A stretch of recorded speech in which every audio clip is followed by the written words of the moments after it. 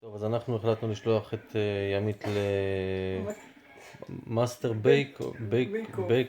בייק אוף של העוגות. מחר יש לאוריאן ולרומי יום הולדת. ימית אמרה להם, מה שבא לכם, מה שאתם רוצים, תבחרו. אנה ואלזה, פיטר פן, גרגמל, דני דין היה הכי פשוט, כי פשוט לא רואים כלום. אז בגדול בואו תראו מה לא סיימתי. אוקיי, אני מקווה שאת לא ממשיכה לעשות את זה. בואו תראו מה הבנות רצו. זה נראה ככה, תסתכלו, זה התמונה, אוקיי, על הכיפק, זה אמור להיות על העוגה.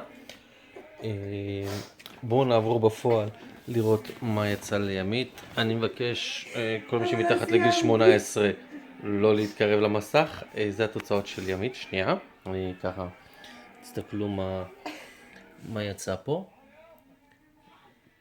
זה מה שימית יצא לה, זה סוג של אוגי פלצת שאכלת מיליונים או whatever. רגע, חסר ורוד. זהו, רק בגלל שחסר ורוד, זה הולך להיראות אחרת לחלוטין, אל תזלזלו. דרך אגב, זה העוגה של אוריאן, אז אם מחר ימית נעלמת בדיונות של ניצן, אל תתפלו. ועכשיו להסברים ממאסטר בייק. קדימה, מאסטר בייק, בואי. רגע, אני אעשה ורוד. לא, בואי תסביר לנו איך עשית את הדבר המדהים הזה, כאילו מה, דרך אגב, עלות ההשקעה, כמה? כן, 400. כ-400 שקלים לקבל את יצירת המופת של ואן גוך, דה וינצ'י, אללה יסתר וילדיו. לא סיימתי, טוב. עכשיו נעשה ורוד. אוקיי, ורוד הולך לשנות את התמונה.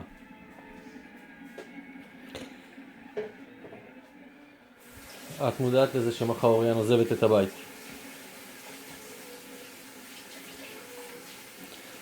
טוב, אנחנו נעלה לכם סרטון נוסף אחרי הוורוד. כן, אנחנו עוד נשוב אליכם עם סרטון נוסף אחרי הוורוד. ביי לבינתיים.